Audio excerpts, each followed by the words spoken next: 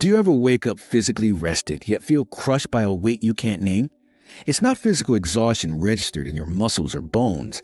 It's a kind of psychic gravity, a silent, invisible pressure that settles upon your soul the moment consciousness returns in the morning. It's a low-frequency hum of depletion that no amount of premium coffee can sharpen, nor can 8 hours of deep sleep truly erase. You move through your day, a capable and convincing actor playing a familiar role. You function, you perform, you meet your deadlines, you even smile at the right moments, but underneath the meticulously maintained surface of that performance, there's a deep, persistent, and quiet ache. It is the profound and isolating feeling that you are carrying something immense, something you were never meant to bear alone, and you don't even know what it is. Today, we're going to do more than just give that weight a name. We are going to place it under a microscope, dissect it layer by layer, and expose its hidden machinery. We will trace the invisible architecture of modern life, revealing precisely how it has been engineered to quietly and systematically siphon your vital energy reserves, drop by drop, day by day. This is not an accident of your biology. It is a feature of the world we have built. Then, once the enemy is in plain sight, we will forge a 3-step weapon. This is not a list of gentle tips or clever life hacks. This is a strategic framework, a mental model designed from first principles to transform that crushing external weight into a source of immense internal power, a power that defines you from within. And make sure you stay until the very end. Because after we built this framework, I'm going to guide you through a powerful 60-second thought experiment. It's a diagnostic tool that can instantly flip that feeling of oppressive, ambiguous heaviness into a moment of shocking clarity and focused, purposeful momentum. This is not about platitudes. This is strategy. The first and most pervasive lie you must unlearn is the one whispered in the relentless 24/7 language of hustle culture, the one plastered across motivational posters, and the one you endlessly scroll past in the curated highlight reels of social media. It is a lie so deeply embedded in our cultural software that we mistake its punishing voice for the truth. The lie is that you are lazy. We have been conditioned by a world that glorifies burnout as a badge of honor to believe this profound exhaustion is a personal failing, a fundamental character flaw. We see the performative productivity of others, the 5 a.m. workouts, the color-coded digital calendars, the relentless positivity, and a quiet, corrosive little voice in the back of our minds asks the same damning question over and over: what is wrong with me? We compare our messy, complex, and often contradictory inner reality with the polished, edited, and perfectly filtered highlight reels of others, and we invariably find ourselves wanting. We conclude that we lack discipline, that we lack motivation, that we are somehow fundamentally broken. The truth is, nothing is wrong with you. Your brain is not failing. It is operating exactly as it was designed, but it is doing so in an environment it was never designed for. It is under siege. Think of your mind as a fortress, a magnificent piece of ancient architecture designed and refined over millennia of evolution. Its high, formidable walls were built to withstand clear, singular, and high-stakes threats: the thunderous charge of a rival tribe, the menacing shadow of a predator in the tall grass, the ominous coming of a great devastating storm. The fortress was designed for focused, decisive, life-or-death combat. Its entire strength, its structural integrity, was based on its ability to channel all of its resources, its guards, its archers, its reserves, toward a single, identifiable threat. But the siege of modernity is a new kind of war. It's not a battering ram at the gate or a catapult hurling massive stones. It's a war of attrition, fought with a million tiny, almost invisible arrows. A ping from your boss with a subject line marked urgent.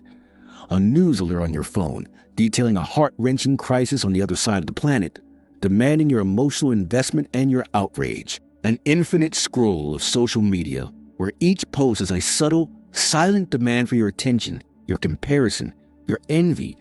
Individually, each of these is nothing, a mere pinprick against the stone walls of your mind. But collectively, they are a relentless, unceasing assault that never allows for repair.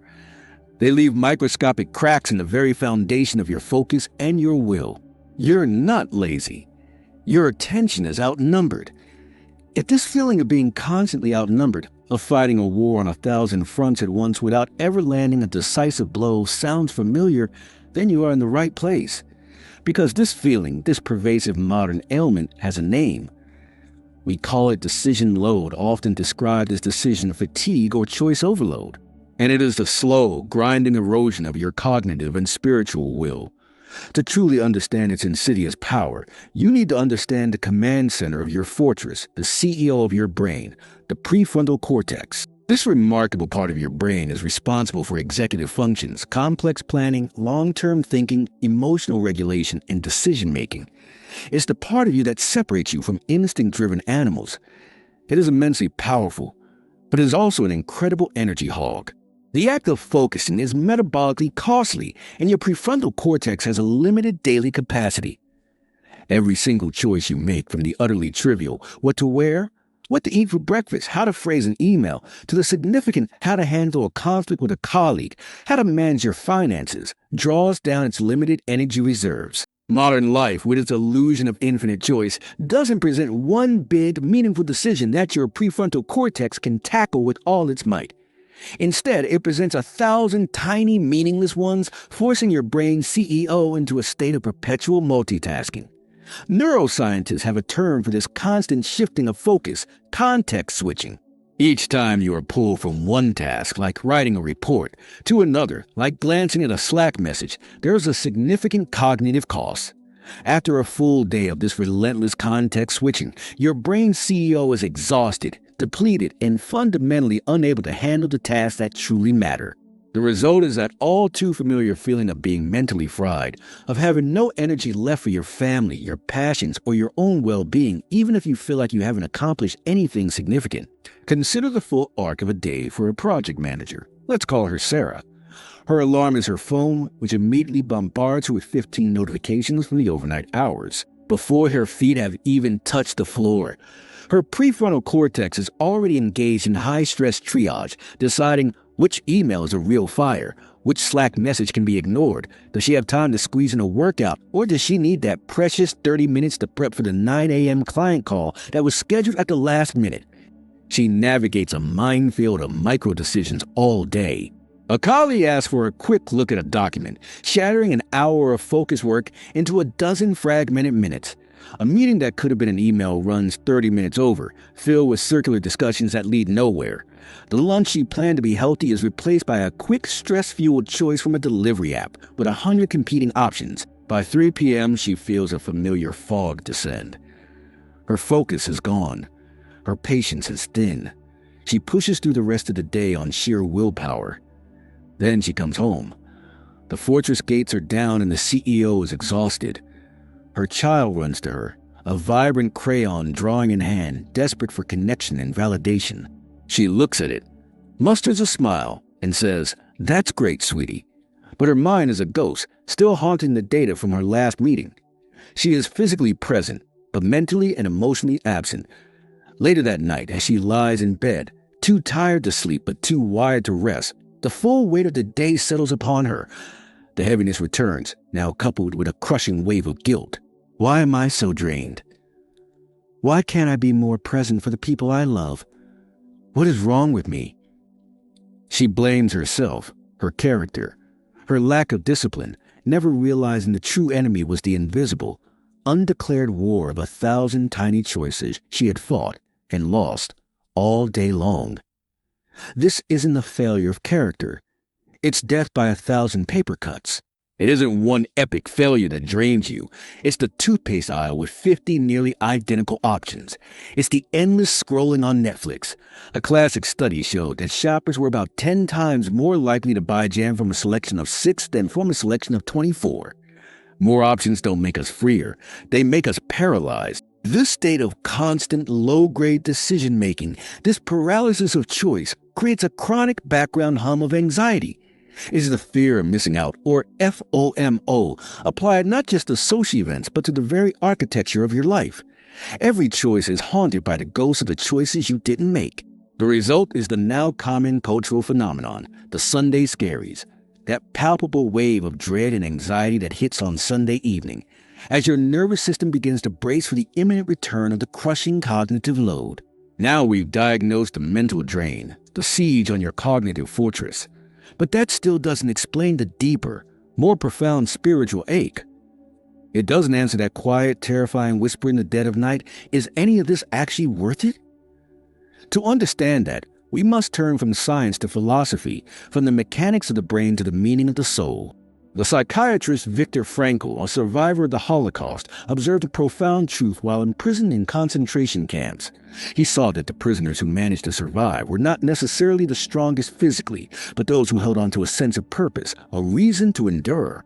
His entire school of therapy, logotherapy, is built upon a single powerful idea that humanity's primary, most fundamental drive is not the pursuit of meaning. Frankl went even further, developing a concept he called tragic optimism. This is the ability to remain optimistic in spite of the tragic triad of life: pain, guilt, and death. It's a profound, defiant capacity to say yes to life, not by ignoring its inherent darkness, but by finding meaning directly within it. He argued that even in the face of immense, unavoidable suffering, we retain one final, inviolable freedom, the freedom to choose our attitude and to find a meaning in our struggle. This act of choosing our response is the ultimate weapon against despair. And to understand how to wield it, we turn to the French philosopher Albert Camus and his powerful metaphor, the myth of Sisyphus. Sisyphus was a king in Greek mythology, condemned by the gods to push a massive boulder up a steep mountain, only to watch it roll back down forever. This cycle of futile labor is what the late anthropologist David Graeber identified as modern BS jobs. The endless meetings that achieve nothing, the reports that no one reads. We are all, in our own way, pushing a boulder. The true soul-crushing heaviness, Camus argues, is born not during the struggle up the mountain, but on the walk back down. In that moment of descent, Sisyphus is no longer straining against the rock. He is free to think. He is fully, painfully conscious of his fate. This moment of lucid, hopeless awareness is the feeling of the absurd, the chasm that opens up between our innate, desperate human need for meaning and the cold, unreasonable silence of the world. It is a chilling realization that you are a stranger in your own life, a conscious actor on a stage with no script, no director, and no discernible purpose. This feeling of detachment, of going through the motions with a soul that is not fully engaged, is the very essence of the absurd. We are tired not just because our boulder is heavy. We are tired because we suspect the entire mountain is pointless. And it is in this moment of existential vulnerability that a multi-billion-dollar wellness industry preys on our exhaustion. It sells a seductive and dangerous lie that this profound philosophical heaviness can be cured by buying something. This is a deliberate strategy, and it has a name: the commodification of happiness. It takes a deep, existential problem and offers a shallow, transactional solution. A new yoga mat, a mindfulness app. These things are not inherently bad, but they are dangerous when positioned as the cure. They operate on the insidious logic of a subscription model for your soul. They are designed to treat the symptom, the feeling of being overwhelmed, while ensuring the root cause remains firmly untouched. Why? Because a person who has truly solved their existential crisis is no longer a good customer. This system traps you on a hedonic treadmill, constantly chasing the next purchase that promises to finally make you feel whole, but never does. They offer a consumer solution to a spiritual crisis. The root cause remains. You're pushing a boulder you don't believe in, up a mountain you don't respect. But it is here, at the peak of despair, that Camus delivers his breathtaking, defying counterattack, a single line that changes everything. One must imagine Sisyphus happy. Happy? How? His happiness is not delusion. It is a grim, defiant victory. It is a form of rebellion. By accepting the rock as his own, by pouring his entire being into the struggle without hope of reward, he performs an act of profound defiance. He reclaims the one thing the gods cannot take from him, his own experience of his own life. He says to the universe, "You can define my task, but you cannot define my response." In the moment he chooses to put his shoulder to the stone once more, he reclaims his agency. He is no longer a victim. He is the master of his own struggle. The heaviness you feel comes from pushing a rock you believe was assigned to you. The strength comes from choosing it. If this idea of transforming a burden into a choice resonates with you, take a moment to like this video and consider subscribing. You are helping to build a community of architects, not victims. The goal isn't to make life light. The goal is to get strong enough to carry weight on purpose. So let's forge the tools to do it. This is not a quick fix. This is a redesign. Before you begin, you must adopt the mindset of an architect, not a victim. An architect sees their life as something they build. These 3 steps are the tools of the architect. This is how you win back your energy. First, kill 90% of your phone's notifications. Be ruthless. List only calls, texts from key contacts, and calendar alerts. Silence all social media and news, and consider enabling emergency bypass for close family. Second, pre-decide your breakfast and outfits for the work week. Automate the trivial. Third, create default rules. For example, a default no to meetings before 10 a.m., a default yes to a 10-minute walk after lunch, a default no to checking email after 8 p.m. Build guardrails for your energy. This is how you choose your rock. First, list your 3 biggest energy drains. Second, for each, create 2 stories. The obligation story, starting with I have to do this because, and the rebel declaration starting with I choose this because. The obligation story is your victim narrative. For example, I have to deal with this difficult client because I need the money. The rebel declaration is your conscious choice. I choose to handle this client for the next 30 days because it's a masterclass in patience, a skill I want to build. This is an act of narrative psychology. By consciously choosing a story of agency, you transform a threat into a challenge. If you cannot write an authentic rebel declaration, that is a gift of clarity. It is a compass pointing to your exit. This is how you forge the strength to carry your rock. Strength is a product of evidence. You build this evidence by keeping small, unbreakable promises to yourself. Your tool is a sovereignty ritual, or what you might call an anchor ritual, a non-negotiable act of discipline you perform every day. For the next 7 days, choose one and execute it without fail. 1. Make your bed with precision. Create one island of order in a sea of chaos. 2.